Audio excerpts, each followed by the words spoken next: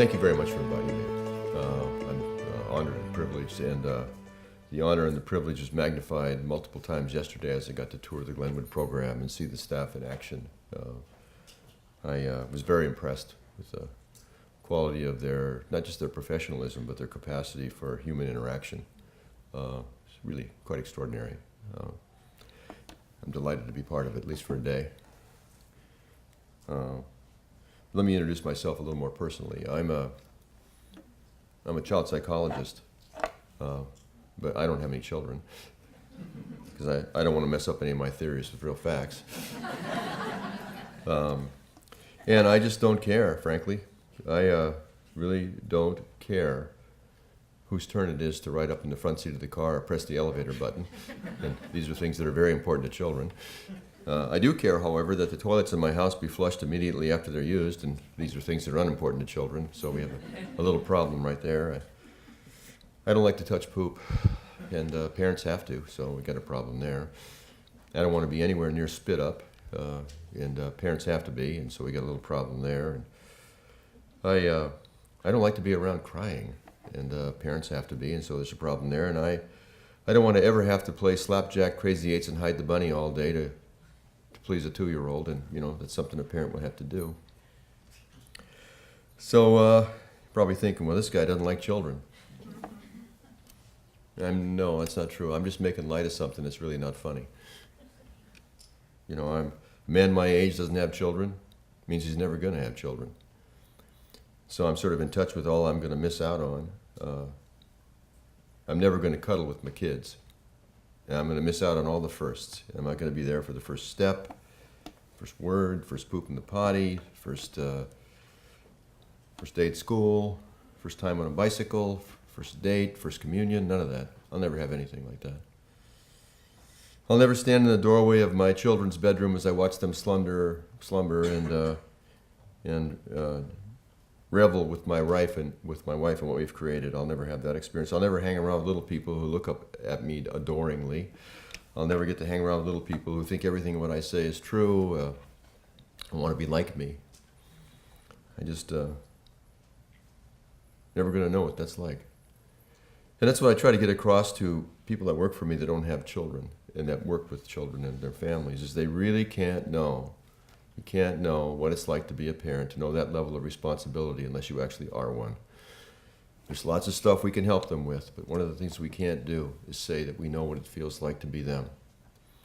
I got a glimpse, just a glimpse, that's all, of what it was like to be a parent some years ago. I was working with a 4-year-old boy with Down syndrome, and he and I were working on toilet training and instructional control and independence. He had some words, but he mostly used sign, and so we're working together, and he signed, for the bathroom. So off we go. I let him get a little ahead of me because we're working on independence. And he slips into the bathroom. I come in behind him. He slips into the stall. He closes the door. There's a metallic click, and then he uses one of his words I didn't know he had. Lock. And then he pulled down his pants and peed on the floor. And so I tried to see if he had another word, really important word, critical word at a juncture like this. Unlock. He didn't have that word.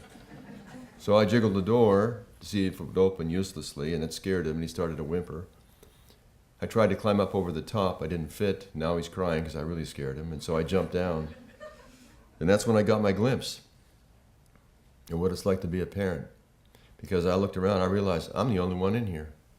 Ain't nobody coming to my rescue, and I got to go to his rescue. And I saw this must be what it's like to be a parent, to realize that you're all that stands between that child and the abyss. You're all that stands between that child and oblivion. It's only you. And you have to do some unpleasant things in the service of caring for that child, and nobody cares. Nobody's going to pat you on the head for that. I saw what I had to do, so I took off my sport coat, and I took off my tie, and I took off my shirt, and I crawled underneath the door through the puddles of pee. But I wasn't disgusted. I was liberated. From what? I was liberated from being concerned about me. I wasn't concerned about me at all. All I cared about was that crying little boy. And there was a certain freedom in that I hadn't experienced before. I'd never known that kind of devotion to another human being. It was only for a moment, but I got to see it, and I realized I'm never going to have that either. How do you make up for that? How do you fill in that gap? And I found a way some years ago, and it serves me now. And as I'm not going to have children, so what I've set about doing is trying to make the world a better place for children. And that's a ship I can sail in. To paraphrase the words of Dido, I will not go down with that ship. I will not raise my hands in surrender. There'll be no white flag hanging above my door. I am committed to that enterprise and will be until my dying day. And in the service of that enterprise, in the service of that endeavor, I am endowed with a very powerful idea. An idea that's a foundational idea for the field of behavior analysis, the basis for much of what you do is practice, if you're in practice, the foundation for all of B.F. Skinner's work, the most powerful idea ever invented by mankind for understanding, knowing, and approaching human behavior, especially when it's a problem. Everything this idea touches improves. Everything this idea touches improves. It's done more for people that reside in one tail of the normal human distribution than any other idea invented by mankind. Persons with neural developmental differences, a population of people that have been more mistreated, misunderstood, and neglected than any population of people since the history of our species. And what the idea has done is brought them out of the dark ages they've lived in for millennia, out and under the bright lights that shine on your life and my life. And amen to that, brother and sister. Let's have a little more of that. So my point is, everything this idea touches improves. It's just that it doesn't touch very many things. It's in competition with some older ideas. So the idea that I'm referring to is the idea that behavior is a function of its environmental circumstances and their context. So it attributes the source of behavior not to the person, him or herself, but to what's happened or what's happening to the person, him or herself, or what's happening around the person, him or herself. And that allows us to go hard on the problems and take it easy on the person. And everything this idea touches improves, but it's in competition with older ideas, much older ideas. Easier to use, taught at an earlier age. And these ideas attribute the source of behavior to the person, him or herself, when it's a problem. And that allows us to blame the person, hold them responsible, say they're the cause, say they made it happen, and so they deserve what they get. It allows us to blame and then punish that individual. And once we've decided that somebody's responsible for problem behavior, there's a big array of things we can do to them that are really harsh. Blame, shame, label, diagnose, stigmatize, take away their honors and awards, get them fired, ridicule them on social media and get likes for doing it, arrange for them not to get another job, take away their freedoms, institutionalize them, imprison them, put them to death, wage war on the country where they reside. This blame and punish routine has been around for a long, this is ancient thinking. It wasn't here when humans showed up, it wasn't just laying around. Humans showed up and invented this way of dealing with each other. And it's behind all of the awful stuff that we've been doing to each other since the beginning of time. It's behind all the atrocities, it's behind all the wars, it's behind all the divorces, it's behind all the child abuse, it's behind all the rancor between human and human. It's taught at an early age. It just comes in early. They did a recent study with 6-year-olds. They showed them 2 puppet shows. One puppet show was a good puppet. Good puppet offered a person a toy and then gave him the toy. Then the bad puppet show. The bad puppet offered a person a toy and then kept it for himself. And after they showed these 6-year-olds these 2 puppet shows, they gave them a coin and they offered them a choice.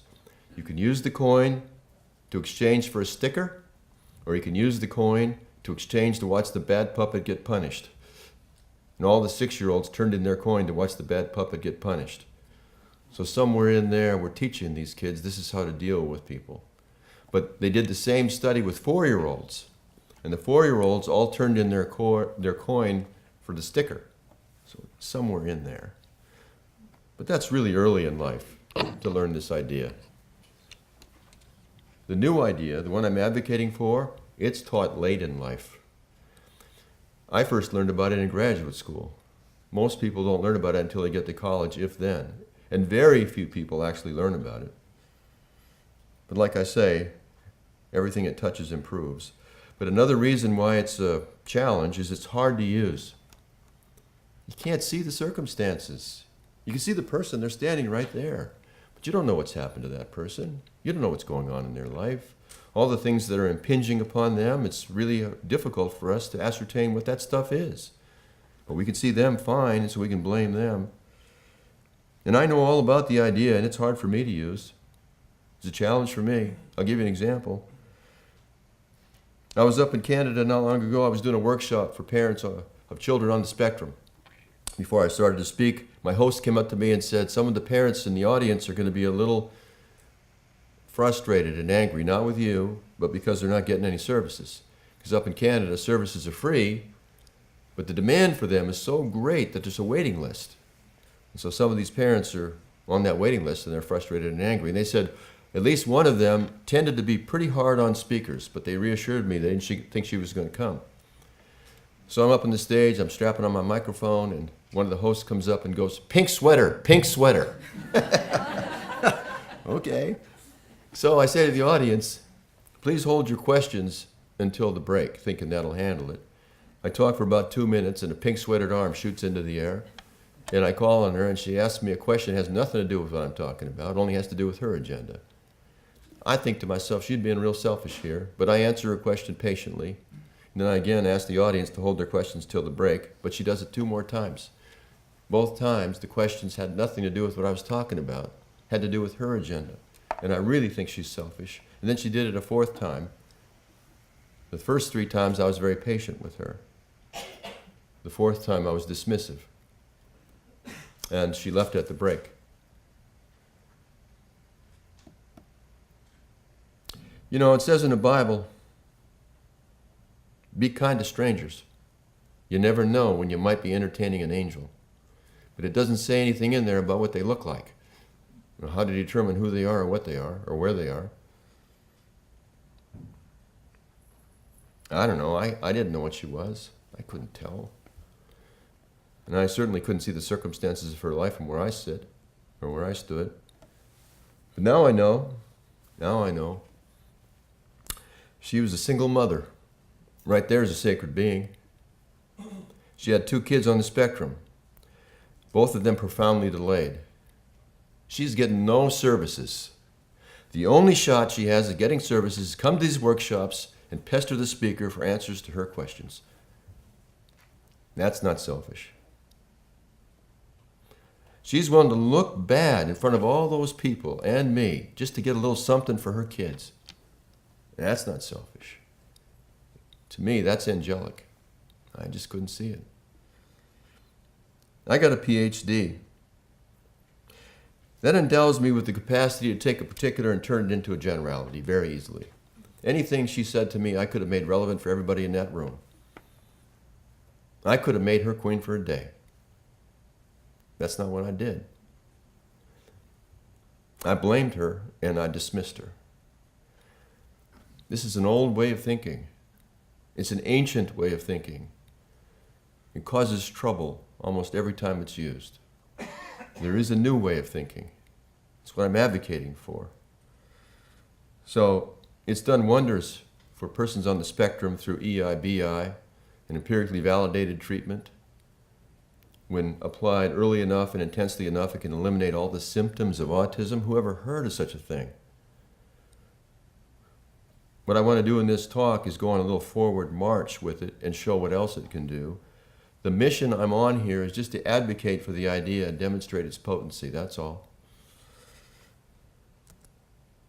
So it's such a great idea, I did the same slide twice.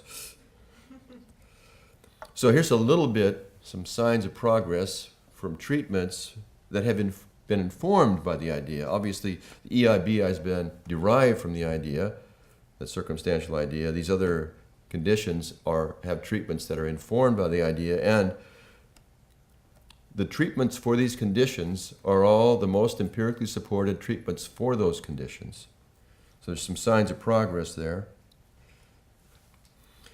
The signs of progress I want to discuss involves research I've actually conducted and populations with whom I've worked. And I'm just going to take us through preconception through late adolescence. That's as far as I can go with the time I have. So I'm going to start out with male fertility. Now I want to forewarn you that we're going to have an adult conversation, and I'm going to use some adult words, and they're likely to make you a little uncomfortable. I'm going to get us in and out of this as fast as I can. But I'm going to have to use these words. I'm sorry. So I'm going to start with male fertility. And the primary variable in male fertility is spermatogenesis, the development of sperm. And the core variable in spermatogenesis is what's called sperm concentration or sperm density. What that is millions of sperm per milliliter of semen. And is this important? Is it important enough to the mainstream to bring the idea out onto the mainstream? Well, sperm concentration is central to conception. The higher the sperm concentration, the more likely conception is. But sperm concentration has been declining around the globe since the 1950s. So the average in the 1950s was 100 million plus per man. Now it's down around 50 million plus per man. This is around the globe. If it continues to decline, the population of the earth will be wiped out. That seems like it would be important to me. Is it relevant to behavior analysis? Is it relevant to the idea I've been promoting here? Yeah, well, sperm are organisms, and they behave, and their behavior occurs in an environment. And the inaugurating document for the field of behavior analysis was the behavior of organisms. So I'm discussing the behavior of organisms here, just that the organisms happen to be sperm. And there are a lot of environmental variables that influence sperm. Here's an abbreviated list. The one I picked was the one that has most influence, which is heat. So, here's the adult conversation. Elevating testicular temperature so that it approximates core body temperature impairs testicular functioning in mammals, all mammals, with the exception of whales, rhinoceros, and elephants. I don't really think those are exceptions. I think the researchers doing that work were unable to find research assistants that were willing to go out into the field and get sperm samples from whales and rhinoceros and elephants. They just put an asterisk right there and said, well, those are exceptions. So in human males, the mean testicular temperature is lower than core body temperature by an average of 2.2 degrees centigrade. The further from the body the testicles reside, the more their temperature approximates core body temperature, or ambient room temperature. The closer to the body they reside, the more their temperature approximates core body temperature. So, it seems to me that fit of underwear may influence testicular functioning. Yes, those are photoshopped. Just so you know. So here's our study. Now, where did I get the idea for this? Well, I read Dear Abby. I don't know if you know Dear Abby. She's one of those women that had a column in a newspaper that gave advice to people, particularly involving human affairs. And Abigail Van Buren was her full name. She's deceased now. But somebody, a young wife, wrote in and was ecstatic because she and her husband had been trying to conceive and failed to conceive. And then she had her husband start wearing boxer shorts, and they conceived. And so she got the idea from reading Dear Abby's column, and so she wrote her a thank you letter. So I saw that letter, and I took it to the chair of genetics at the University of Nebraska Medical School and asked him if there was anything to that. And he said there probably was, and that his genetics counselors routinely advised couples trying to conceive to have the husband wear boxer shorts. What about the science, I asked. He said there wasn't any, because it was such a provocative issue that they'd never get any grant funding to do the study. At which point I explained to him about the virtues of what's called single subject research design, so we could do some pilot studies with some of his sperm donors, so that's what we did. So in this pilot study, our primary variable I want to talk about is just sperm concentration. The independent variables here were loose-fitting boxer-type shorts and tight-fitting bikini-type briefs. The subjects were 2 Caucasian men. They were single, they were in good health, in their mid-30s, and they were paid sperm donors. And one of the more interesting things I've done in my career is to go underwear shopping with 2 Caucasian men who were single, in good health, in their mid-30s, and were paid sperm donors. It's like I had to buy them a year's worth of underwear. So the semen analysis was done with a hemocytometer grid. That's neither here nor there. And the data analysis is what's called a reversal design, if you don't know what it is. It's just 3 months in like tight-fitting briefs, 3 months in loose-fitting boxer shorts, then 3 months again tight-fitting briefs, then 3 months again loose-fitting, like that. So here's the data. So subject 1 gave us a sample once a week. Subject 2 gave us a sample twice a week. I'll just summarize. In the tight-fitting conditions, sperm samples went down, concentration went down. In the loose-fitting conditions, they went up. In other words, it looks like that one little trivial influence can make a difference when it comes to sperm concentration, and as it elevates, the probability of conception also goes up. So the idea that behavior is a function of circumstances can have a role to play when it comes to something like male fertility. Now, I just want to move on up with young kids, a little older kids, all the way up to late adolescence. That's just more data. We covered a lot more variables than I discussed here. I just discussed one, keep it simple. So here's a list of ranked behavior problems in 3-year-old children. These are ranked by their parents in accord with how disruptive they are and how difficult they are to solve. And here's what to know about these problems in 3-year-olds. These are not abnormalities in 3-year-olds. These are not pathologies in 3-year-olds. These are developmentally normal skill deficits in 3-year-olds. They're still problems, and they're hard to solve, and they are disruptive, no question about that, but they're not abnormal. So the parents are left to their own devices to solve them. And so what do they use? What kind of tactics? Well, this is the stuff that the culture gives everybody. Everybody's got these. Everybody knows how to use every one of these. How well do these work? Well, this list would suggest not all that well. This is a different kind of list. This is a list of epidemiological surveys of unmet mental health needs of children in the United States, and between 11 and 25% of all the children in the United States are on these lists. Well, how do you get on the list?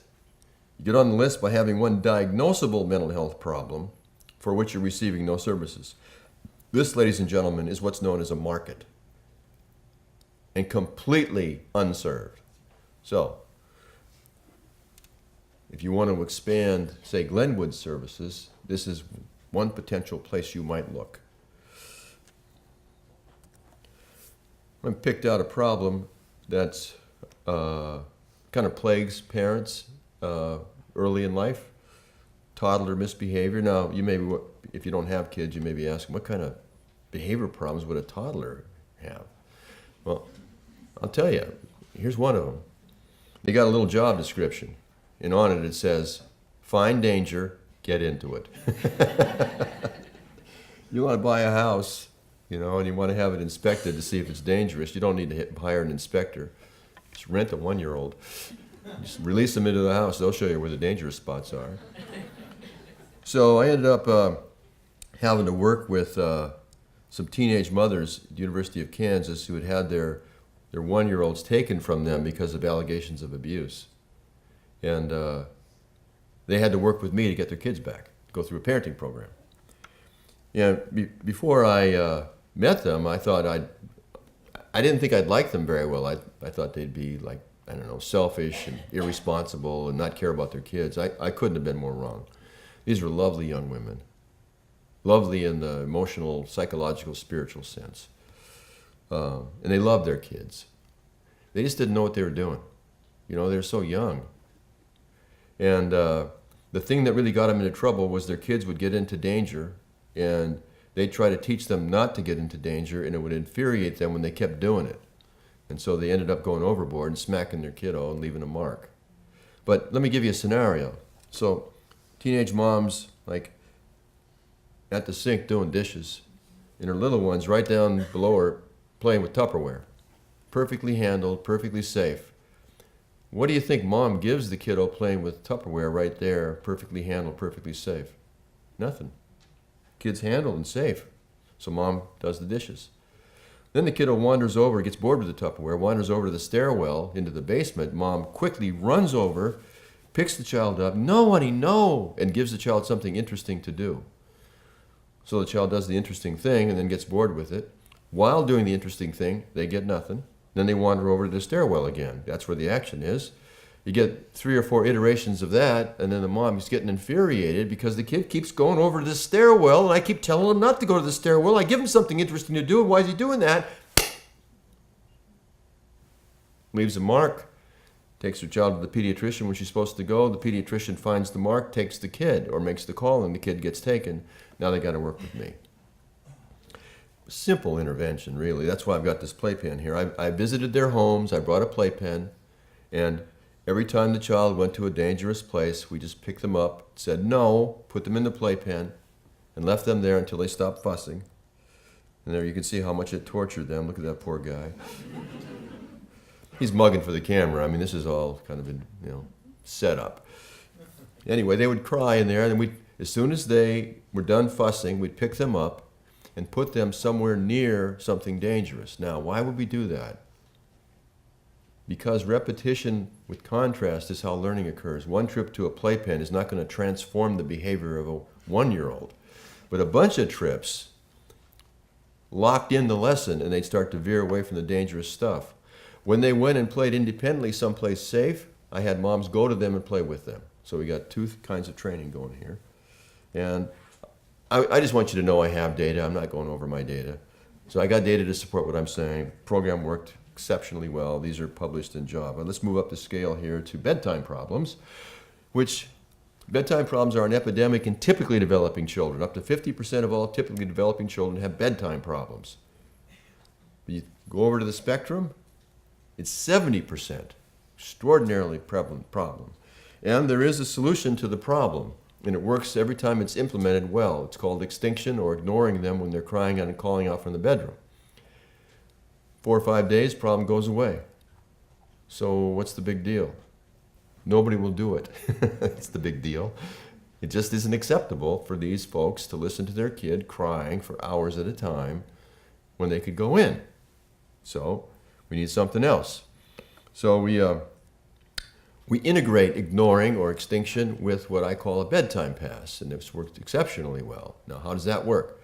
The kiddo's in bed, and mom or dad goes in and gives them a pass, and they can use the pass to have one request satisfied after bedtime. And they can summon their parents like servants, or they can go and find them like nomads, and they make their request, they get the request granted, and then the parents take the pass. That's how the program works. And what we get is what's called extinction burst when they're ignored after the pass is taken. They calm down. And frankly, at least half the kids don't even use their pass. They hang on to it. Why would that be? And we're not exactly sure, but one plausible possibility is the kids laying in bed going, "Whew, I sure hate to have the boogeyman come, not have my pass." It also gives them a sense of control. You know what I mean? Human beings like to have control over their fate. They like to have choices. There are people flying overhead right now. They got a couple Xanax in their purse or their pocket. They're not taking it, but they're not getting on that plane without it because they want to have it there just in case. And maybe the kids are treating the past like that. Sense of control is a reinforcer all the way up and down the scale. It's a reinforcer for rats. Like Charlie Catania did research years ago with rats. And the rat could go down one pathway for cheese with a 50% probability to get the cheese, or go down another pathway that bifurcated into 2 pathways, both of which had 50% probability of getting cheese. So the probability is the same. They always took the pathway that went to the choice, even though it didn't give them any advantage, but what it gave them was a choice. And this is what we give the kids with this pass. They have a choice now, and that seems to work for them. Why does it work to eliminate an extinction burst? This is it's a little geeky, but I'm going to throw it out there. It's basically a combination of what's called a DRA, or a differential reinforcement of alternative behavior, and escape extinction combined. And if you do that, you don't get a burst because with the DRA, you have a reinforceable option, so there's no reason for a burst. But the main point is it worked well for us. These data, just so you know, were published in the Journal of the American Medical Association, not a behavioral journal. These were published in, this is a randomized clinical trial, were published in the Journal of Pediatric Psychology, a mainstream psychology journal. I try to aim for outside my field because I'm trying to disseminate the idea. But this is the most important data. The parents and pediatricians found bedtime pass more acceptable than the other two more popular ways of dealing with bedtime problems. So onward we march with the circumstantial view of behavior. To misbehavior in older children. The typical method for older children that have moderate behavior problems is to do what I call the takeaway. It's the universal method. And the most signature example of that is what's called grounding, time-based grounding. We all know about it. Everybody uses it. And the problem is when you ground a kid and you don't give them a way to get out from underneath their grounding, then what you've done is taken a commodity that is really valuable to them called freedom to do what I want, deprive them of it, and by depriving them of it, the value of it skyrockets. And you give them no method to get it back because people use time-based grounding, and they often don't even say how much time they are going to be grounded. So what that does is it actually conditions inappropriate or maladaptive behavior so the kids can get out from underneath their grounding. They become really obnoxious, so the parents give in. They start making self-harm statements. They start acting depressed. They sneak out at night. So we have a different method. Task-based grounding. So the kids are grounded, and then according to the gravity of their offense, they're giving some tasks to complete, written down on 3x5 notebook cards. If it's a minor offense, like a little lip in the backseat of the car, maybe one job. If they sneak out at night, maybe 25 jobs, and then they're grounded until the jobs are done. So there's some sample jobs. The rules for the kid are basically you get nothing until your jobs are done. And the rules for the parents could pretty much be abided by with the following procedure. Go to the parent, pull out their lower lip, apply super glue, then press it against the upper lip. And by the time the glue wears off, the job should be done. Because there isn't any input needed from the parents while this thing is actually doing its work. Just let the contingencies do the job. I got data. I'm not going to go over the data. I just want you to know I have it. So let's go up the scale to troubled out-of-home adolescents, up to Boys Town, where I work. Boys Town was founded in the turn of the 20th century by Father Edward J. Flanagan. He came to Omaha, and the city was overrun with orphan boys. They ran in packs. They were filthy. They were thugs and thieves. They were pickpockets. They were dangerous. People thought of them as bad boys. They referred to them as bad boys. Father Flanagan was a PR genius, and he took a stand. The stand was, there's no such thing as a bad boy. Only bad environment, bad modeling, and bad teaching. And in saying that, he disrupted the tendency to adopt the blame and punish routine for these kids. His point was, these are kids to whom a lot of bad things have happened, so they do bad things. What we need to do is arrange for a lot of good things to happen, and they'll start doing good things. The assumption here is the source of the problem is not the kid, it's what happens to the kid. And we solve it by changing what happens to the kid, not by going after the kid. That was the essence of the Boys Town program, still is. These are the first 5 residents of Boys Town. They're also the first 5 members of what came to be known as the Goth movement in this country, if you remember. And here are a couple of students in the early educational program with the first prototype of the Apple computer. And here's my research assistant and I arriving at Boys Town to do our research. So Father Flanagan's program is this: a warm, safe home, regular education, vocational education, emphasis on spirituality and values, and self-government. He didn't really have a program. He gave the kids a safe place to live. That's pretty much what his program was. And it worked really, really well until the early 1970s, and then it started to deteriorate because he didn't have a program. And that was indexed by the percentage of kids that were running away, got up around 80% in 74. That coincided with something else that happened in 1974. Have you ever heard the name Warren Buffett? The second richest man in the world. He lives in Omaha. Back in the 70s, he underwrote a small magazine called The Benson Sun, which was published in a suburb of Omaha called Benson that you never heard of. While that was going on, the priest that was running Boys Town, who had taken Father Flanagan's place because he had died, was Father Wegner. Father Wegner was one of those guys that pinched pennies. He saved all the donations that came into Boys Town, and they came in abundantly. It's very possible some, maybe many of your parents donated some money to Boys Town. Not a lot of money. We just asked for quarters and dollars, that's all. But that adds up. It added up to $185 million, which he had in the bank, and he wasn't spending. He was saving it. Meanwhile, the program's deteriorating. And so there was a reporter for the Benson Sun. He's not even a paid position. And this Benson Sun comes out once a week, maybe, and it's on street corners where you lift up the thing and you take the paper out for free. Maybe it has 6 pages. He writes an article about the money and the program, and it wins a Pulitzer Prize. I mean, it's the shot heard around the world. It was news that it won the Pulitzer Prize. Didn't matter what the content of it was. Just the fact that something like that could win a Pulitzer Prize brought everybody's attention to it, which was a scandal for Boys Town. Father Wegner had to step down. Father Hupp took over, and he was forced to buy a program. And so he went to the University of Kansas, and he bought a program from a man named Montrose Wolfe, who invented a program called the Teaching Family Model. And there are many research articles describing it and its content in the pages of Journal of Applied Behavior Analysis, as well as other journals. And so that's the program we have now. So here's the elements of our program. We have trauma-informed care.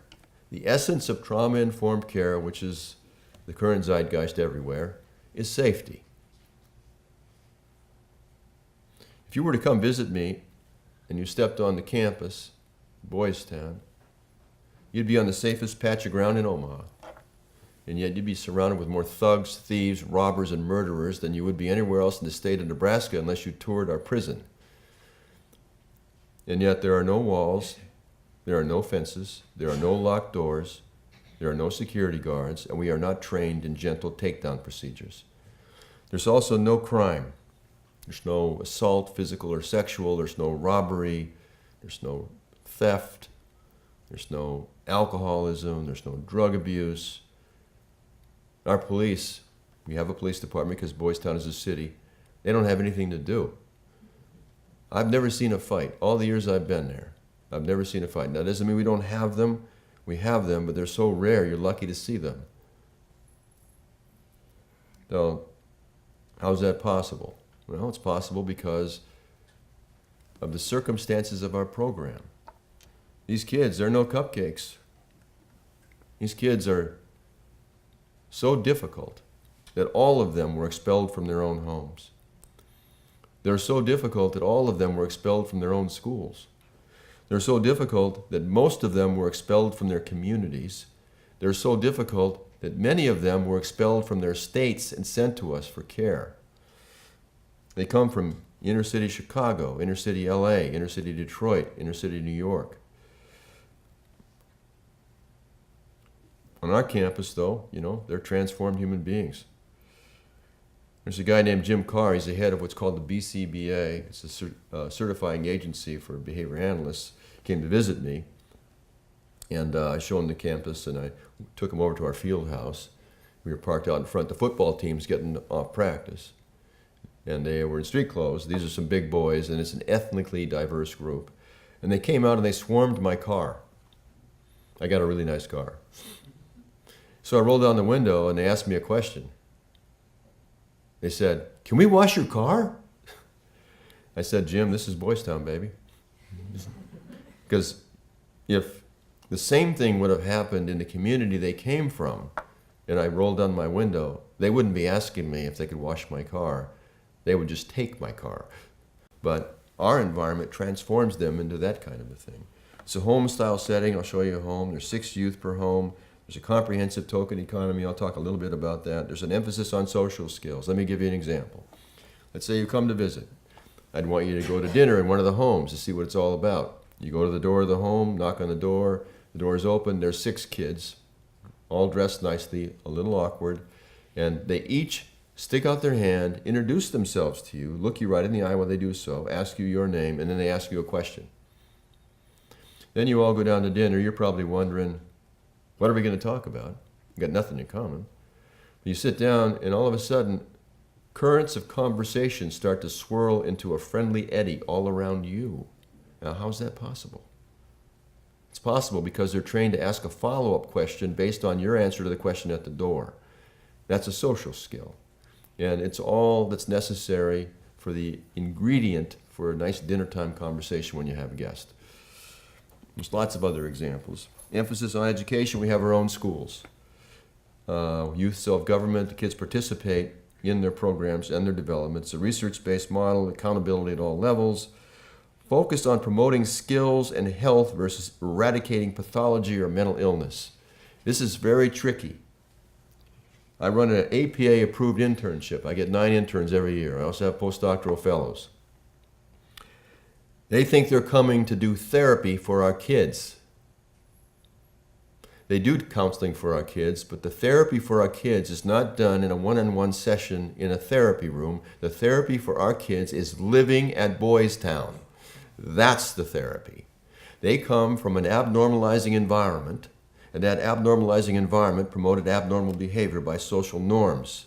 We put them in a hyper-normalizing environment, and what we get is normalized behavior. Behavior is a function of its circumstances and their context. Everything this idea touches improves.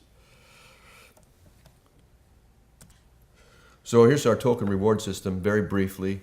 Kids come to us, they're in a daily system. In order to get their privileges, they have to earn a certain amount of points, 10,000 to be exact. And that means their privileges involve recreational options after school. Anything in excess of the 10,000 goes into a bank, and they use the extra points when it accumulates to a certain level to buy their way on the weekly. When they're on a weekly system, they buy their privileges on a weekly basis. That costs a certain amount of points. Anything in excess goes into a bank. They can use those excess points when they reach a certain level to buy their way off the point card entirely and beyond what we call achievement, where they just have to ask permission to come and go.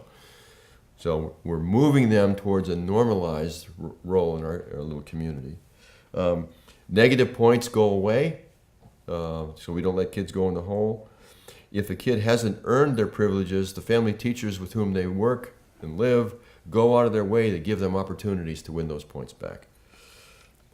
And we aim for like a 4-to-1 or 5-to-1 ratio, point awards over point fines.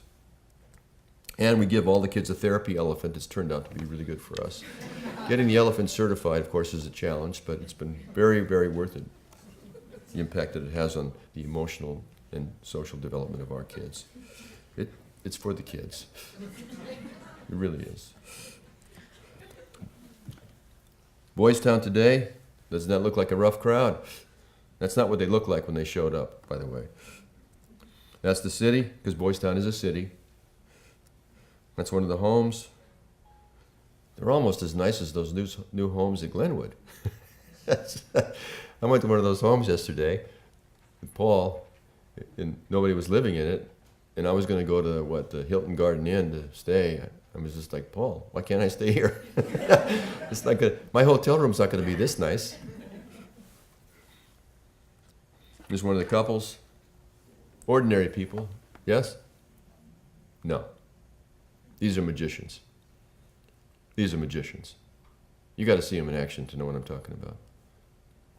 So you get a brand new family teacher to work for us. And it shows. So let's say we got a kid, he's working on his posture. Brand new male family teacher goes, Johnny, boy, you're doing great with your posture. Write yourself down for 1,000 points right in front of everybody. He's getting 1,000 points, he gets a compliment, but the context, the timing, the delivery, it's all off.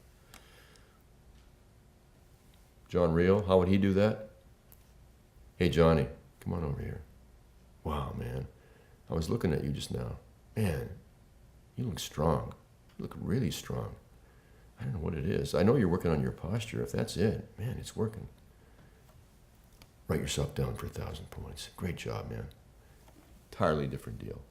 Same basic topography. You got an acknowledgement of the behavior and a point award, but the timing and the delivery is entirely different. These guys are good at timing and delivery. You learn that, on the job. I noticed some very good timing and delivery yesterday with the staff as I toured the Glenwood facility. You got the same thing with your staff. The possibility of chaos, toxic chaos, is ever present at Glenwood. But you got this incredible staff that through their interactional patterns keep a lid on the whole thing, and you don't even know what's happening. It's almost invisible to the naked eye. You'd have to know what those environments are like when they're not properly supervised to know what could be happening if the staff weren't doing what they were doing so darn well. Same thing. Your staff, they're not ordinary people. They're magicians. The help with homework. All the kids participate in making the evening meal. The responsibility rotates. The evening meal is always eaten family style. There's a family meeting, and with a family meeting, kids participate in the kinds of rules that are going to be established and how they're going to be executed. Our kids don't have any downtime. We fill all their time with stuff. Our kids get to be on the team. All they have to do is come to practice. Our kids get to be on the band. All they have to do is come to practice. Our girls get to be on the cheerleading squad. We give our kids the promise of the American educational system that's not provided out in mainstream America for all the kids to go there. But all our kids get access to all that good stuff. We've got a football team that is in the playoffs at a state level every year and has won 2 national championships in the last decade. They're playing against kids that have been playing together since they were in the 2nd grade. There's a good chance that several members of the team on our team just met the other members 2 weeks ago. And we're able to create a team out of that competes rather well. Same with our basketball team, same with our track team, and our girls have all the same stuff. With the children, it's a clinical population. But within a year, they're back to community norms. Delinquency before and after the program, you can see here the gold bars are 3 months after the program, almost negligible. Graduation rate is at national norms. Education and employment at 5 years is at national norms. Family relationships are above national norms in terms of participation with children and at national norms and other variables.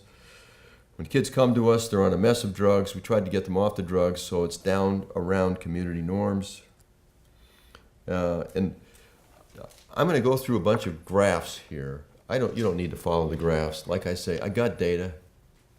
I'm not going to go over all the data so you can see all the fine points of its variations. The papers are published. I know there's 80 people, 70 people in here. Odds are there's at least 4 geeks. I know you're out there. I'm not a geek. I'm not smart enough to be one. The data is for the geeks. I want them to know I got it. And I want them to know if I had to, I could explain it all. But I don't want to do that at the detriment of the entire audience. You follow what I'm saying? This is not a scientific conference. But I have science to back up what I'm saying. So for the geeks, to analyze the data, we used hierarchical linear modeling, which is just multiple regression for repeated measures, which handles group differences really, really well. All right, here's the demographic characteristics. We've got 497 kids in the experimental group and 84 kids in the comparison group. The experimental group are composed of kids that came to Boys Town and stayed. The comparison group is composed of kids that came to Boys Town but didn't stay. They applied to the program, were accepted to the program, but their behavior improved, and so they didn't live with us. So it's kind of an unfair comparison, but we use them anyway. Unfair in that it's against us rather than for us. Here's the length of stay. 18 months was the average, 95% at 3 months, 73% at 1 year, 23% at 3 years. What we're after here in this study is to argue against the criticisms that have been leveled at residential care, and these are primary among them, that kids are isolated socially from their friends and their family, they don't have any sense of control, they don't have any treatment, their relationship with adults deteriorates radically. I'm going to just point out here, the hatched lines are the comparison group. The smooth line is the Boys Town group. Significant difference between groups in isolation. In other words, significantly less isolation from family, significantly less isolation from friends, even after they leave the program. Significantly higher sense of control, even after they leave the program. The presence of treatment continues even after they leave the program. And by treatment, I don't mean therapy. I mean interactions with adults that are nurturing and attentive and educational and instructional. The relationship with adults improves immediately and sustains over time long after they've left our program. We also assess some educational variables, which are very important for our kids. They come to our program 2.5 years behind in school on average, and 2.5 years behind in reading. That's very significant. There's so many side effects associated with not graduating from high school and not being able to read well. They catch up within a year. So I'm just going to pick 3 variables that we study here. Help with homework, grade point average, and importance or chance of college as estimated by the kid, him or herself.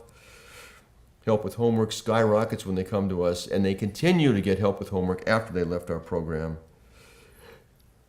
This is a little different set. The longer they stay with us, this is divided up into kids that were here 5 months, 21 months, and 50 months. The circles are the 50-month kids. The squares at the bottom are the comparison group. So the longer all the kids do better on help with homework when they come to our program. The longer they stay with us, the better they do. Grade point average, the same deal. Even after they leave us, their grade point average continues to be higher than the comparison group. The longer they stay with us, the better they do. Importance. The importance and chance of college. I want you to know what that is. It's the kid estimating about their chance to get into college and their opinion about how valuable that is. That's a protective variable. There's a lot of research on that. The higher those two are, the more protected the kid is from a broad array of threats to their social, emotional, and psychological well-being. So it elevates as soon as they come into our program and maintains its elevation even after they've left the study. And the longer they stay with us, the more important they think college is and the greater their chances of getting in. We got a bunch of other dependent measures I'm not going to go over. So this is graduation day. You ought to see it. Because the kids' parents are out there. If you were at a distance looking at this scene, you probably wouldn't be able to pick out the parents and the children because the parents are dressed like you would think the kids would be dressed. You know, cut off t-shirts, leather vests, they come up on motorcycles, smoking cigarettes, ponytailed fathers, tattoos everywhere. And our kids, you know, they're dressed up like you would think adults would be. Now, these parents are proud. That's why they're there. This didn't happen to them. It may not have happened in their family before. They couldn't be more proud. They may not even own a tie or a nice dress. They wore what they got. But they want to show up and see their kid walk down that aisle. So this kid, he's smiling. What's he smiling at? I'll give you an idea. These kids, they come to us, they're on a, metaphorically speaking, an escalator, and it's going down. It's a metaphor. They're going down. Where's the escalator going down to? Well, it's going to hell. Right to hell. A hell you can't even imagine. A hell on the streets where life, or where the philosophy of life is dog eat dog and survival of the fittest. Where livings are earned, if they're earned at all, through petty crime and drug sales, where good fellowship is impossible to find, good hygiene impossible to find, good food impossible to find, medical care impossible to find, and lives are nasty, brutish, and short, as Hobbes might say. But, metaphorically speaking, you know, we got an up escalator. They step off into our program, we work with them, and we want to get them on that up escalator. What's the up escalator? Where's that going? It's going right up to the lives you and I live. To me, that's what he's looking at. He's looking at a possibility that wasn't there before. He's going to have a life like yours and mine. This is what we aim to do. So, let me say something about you, or at least most of you, before I get off the stage here. Most of you maybe all of you, I don't know, have decided to devote a portion of your life to people less fortunate than yourselves. I don't know how big of a portion it's going to be, but I know you're doing it now. And in doing this, and in devoting a portion of your life to people less fortunate than yourself, you are following in the footsteps of the greatest members of our species. These members of our species basically told us that the only pathway to happiness and satisfaction in this life is to get your attention off of yourself and onto the others, particularly if they're less fortunate. Martin Luther King showed us this is the way. Mahatma Gandhi showed us this is the way. Mother Teresa showed us this is the way. Father Flanagan showed us this is the way. Nelson Mandela showed us this is the way. Jesus Christ himself showed us this is the way. And in doing this, in doing what you're doing, you're joining me in my mission to make the world a better place, particularly for children. I think all young children want to make the world a better place. I think they fervently want that. But before long, they abandon that mission because they don't think they have anything to work with. They don't think they have anything they can use to make the world a better place, and so they just set about making the world a better place for themselves. But not you and I, though. We got something. We got the circumstantial view of behavior that we can use and employ and make the world a better place for the people with whom we work. B.F. Skinner was an intellectual hero of mine, and he wanted to make the world a better place, and I was in the audience when he told the audience, "We happy few, but why so few?" And I envision a day, and I'm looking out at you, and I think maybe you could be part of it. I envision a day when somebody of his stature will get up in front of a teeming group of people and say, "We happy many, and thank God Almighty, there are so many." Thank you very much, ladies and gentlemen. Thank you.